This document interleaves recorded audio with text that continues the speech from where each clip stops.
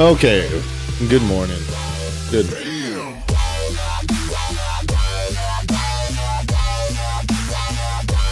Let's see here. Hoping this would change for you by now.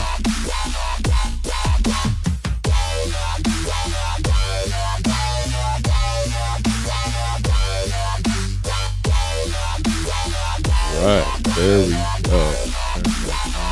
There down. And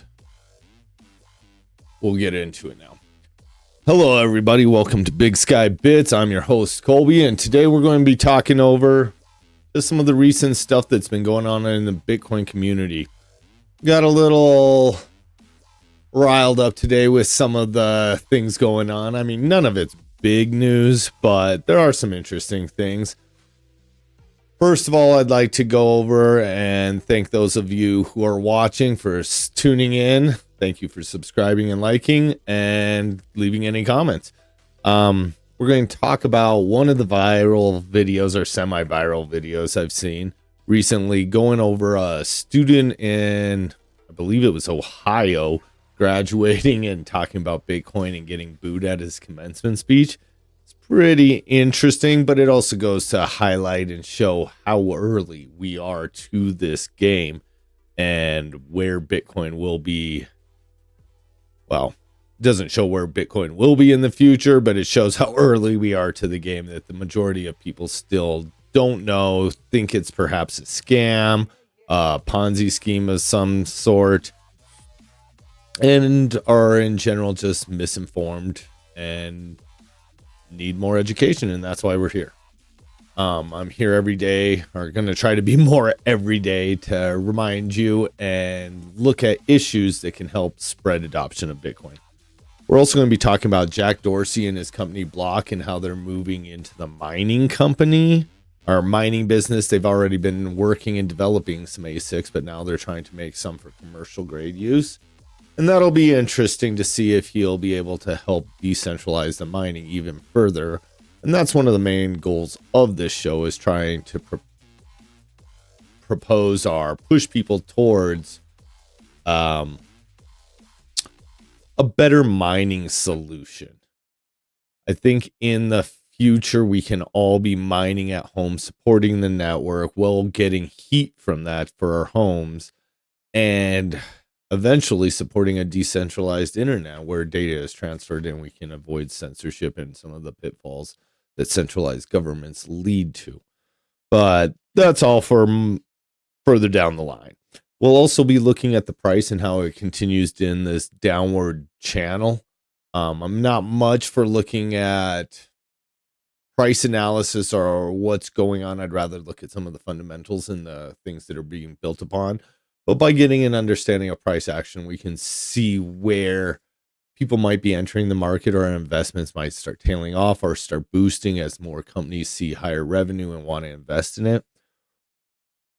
We'll also be looking at some of what Gary Gensler and the SEC is doing with some of their Wells notice against Robinhood. I mean, let's just get into that real quick. The Robinhood issue, I believe it's going to prove to be more about altcoins. If you go back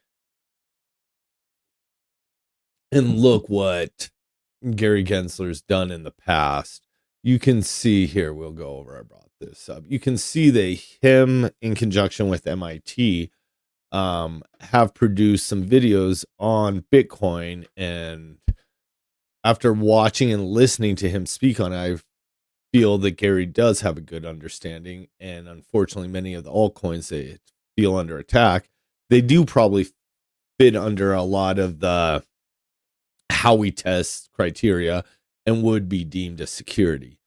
However, I believe a lot of this is overreach by government, but I also understand Gary's point, and he's trying to save a lot of people from scams. And if you look at the altcoin space, it's rife with scams. Left and right, people are getting hacked. Proper cybersecurity is very hard. I'm lucky, even though I believe in Bitcoin, hold very little. Most of it's in online, like ETFs or other ways, mainly into real estate. I'm a proponent of it. I use Bitcoin on almost a daily basis. I got into it, as I've said in previous videos, because of the uncensored aspect of it, or it allowed me to play some online poker over the years. I'm not very good at online poker, but it allowed me to do that. I continue. It's fun. It's part of the way I can spend some days. But as we'll see, and it goes into other things, the decentralized nature of Bitcoin makes it a lot different than a lot of these other altcoins, which are very centralized, have foundations, have different groups of people working directly in conjunction with the coin that can either influence or change the price. And I think the government's big problem is that these basically became unlicensed securities. They're getting money as a form of building up their company, getting revenue without going through some of the safety and regulations that we put on normal stock companies. Now, I would agree with most people that the stock market and companies are just as messed up.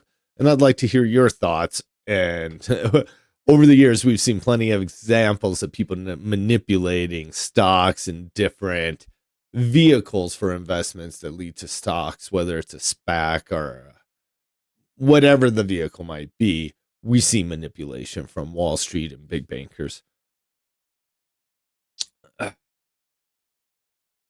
And I mean, this pretty much goes to what I think we will see in the future. And the attacks from the SEC, though they'll mainly be against a lot of the new altcoins in an attempt to shut some of them down or stop them from trading on US grounds, I also see them coming after some of the mechanism Bitcoin employs. Now, Bitcoin being a protocol, people will have coin joins, coin sharing, different ways that obfuscate, I can never pronounce that word, hide the transaction history. And I think we'll see different layer twos, different methods, different protocols implemented that help people with privacy or help people with transparency to build up credit scores or trustworthiness. I can see a world where all these exist. Now, that conjoining with our government and our government's goals, there will be strife. With 2 steps forward, 1 step back, we will see progress over time. And I believe many see Bitcoin for its ability to help. And unfortunately, though, not everyone believes that. Let's go look at another YouTube. And when you watch this commencement speech, you really understand that we're not quite there yet. And unfortunately, for many people, we might not get there for them until it's too late. Many people might not realize the actual utility of Bitcoin, and it's getting away from a dictatorship, getting away from a full authoritarian government. We constantly look at other nations and worry about how is this authoritarian government pressuring its people and not allowing them to do whatever they need to do to achieve freedom or live the life we deserve as humans. Rather, we end up kind of facilitating dictatorship, and Bitcoin does the exact opposite. So we need to be a proponent, but we are early, and until these crises hit, most people will be early. Let's watch this quick video and you'll see. Unfortunately, I feel he picked the wrong crowd to start preaching to.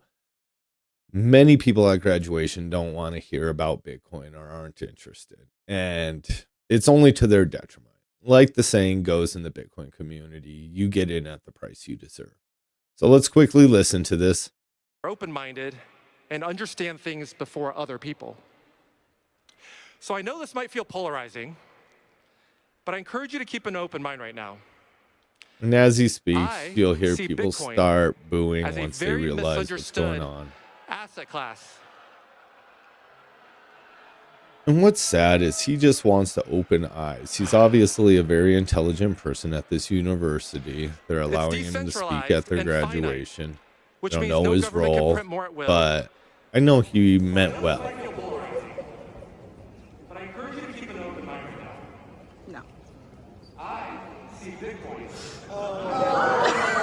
And in the end, he just wanted to bring attention to something that he sees as important, but the hostility towards it is what's crazy to me. And I remember in my early days when I'd go around and talk to people about Bitcoin, I was met with a lot of hostility.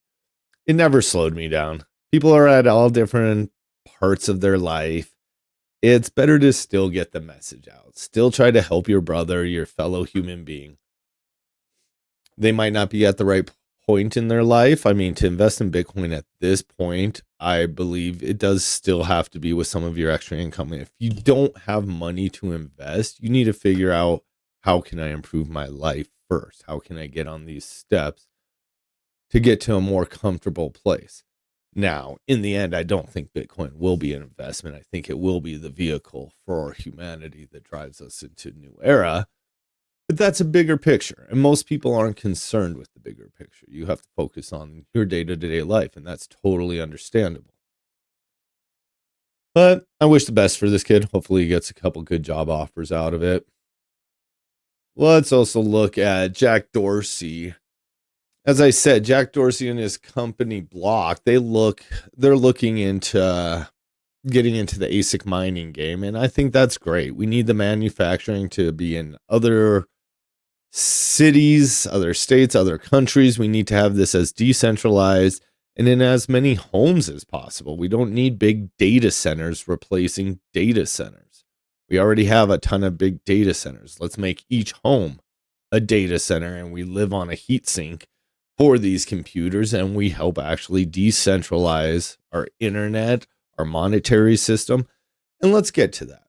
When people talk about the energy Bitcoin uses, I hope people can just take a second to step back and realize how much our monetary system uses for energy. Just by having a military to help back up the money, by having printing presses that have to physically print it, trucks that have to distribute it, and that's just for a fraction of the money. Then we have bankers who oversee every aspect of it. We live in a modern age where most of this can be automated, and it is becoming so. So let's keep pushing it, and I think we'll see good news in the future. As we go over and start talking about price, let's talk about the big motivators of price. And I do believe the ETFs are a big motivator. Now, do I wish a big motivator was more people using it for day-to-day life? I do, but we're not there yet. Second layer solutions have to grow. And I'm not just talking Lightning Network implementations, which there are numerous of. I believe we'll see second layer solutions of many kinds, whether completely private, anonymous, or completely transparent. For tons of different reasons, we can have multiple second layers, and I hope we get there.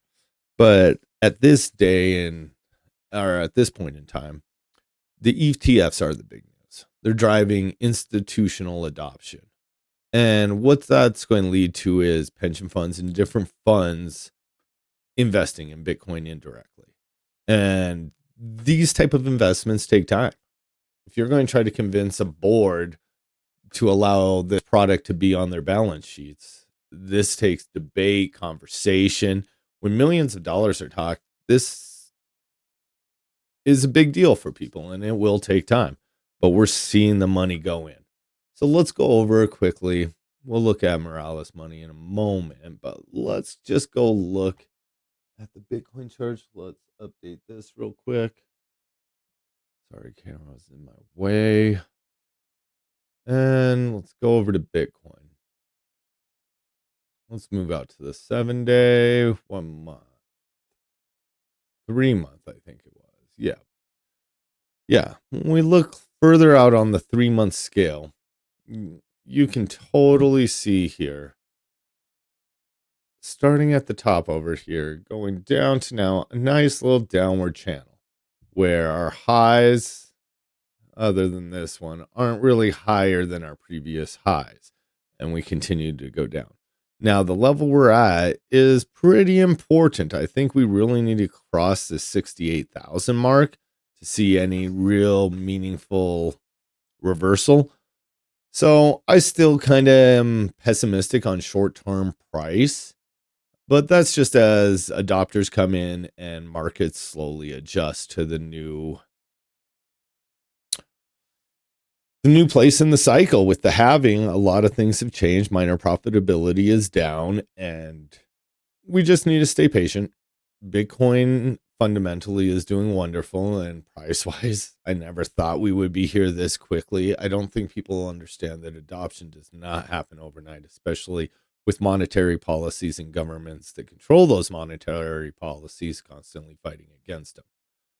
Now, another thing that I would like to talk about in the future is really the Bitcoin dominance. You see a lot of other social media influencers or type people in the Bitcoin communities talking about the Bitcoin dominance. And the one big takeaway I'd like everyone to understand is these sites such as CoinGecko or CoinMarketCap or any of the other ones to give you these metrics, they are incentivized to have as many altcoins join as possible.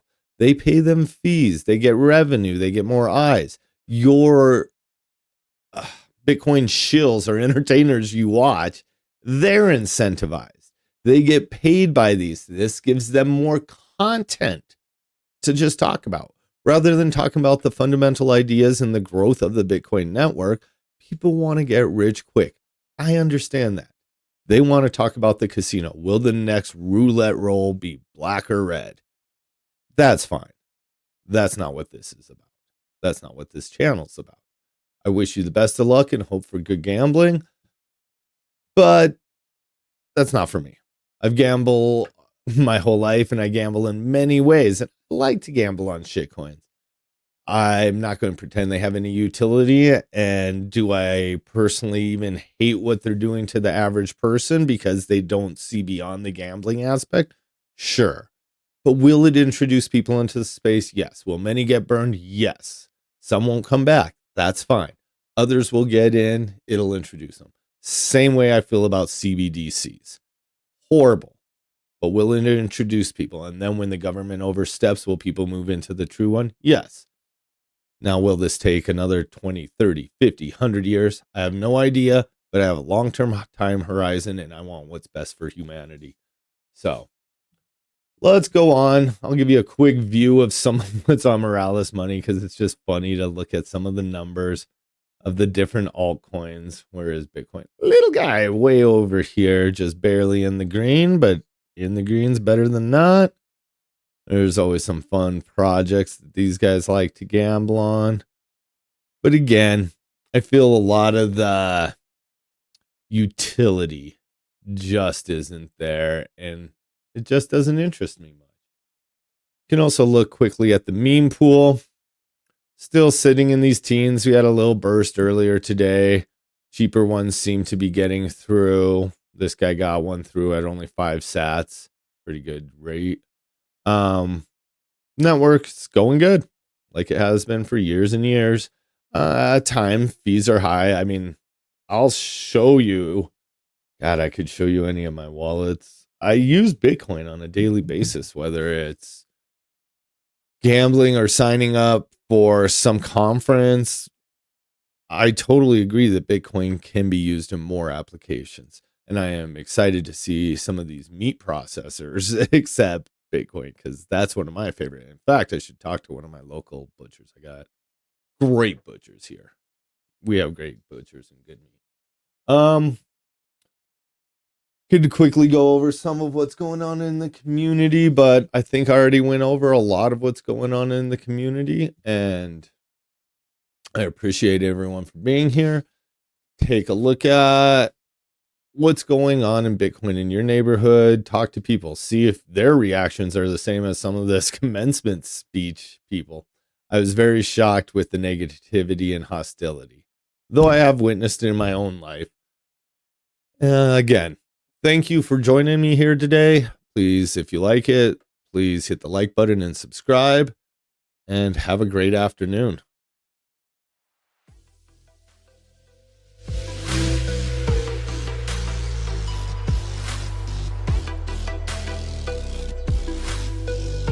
I hope you like my picture of the T-Rex eating Bitcoin.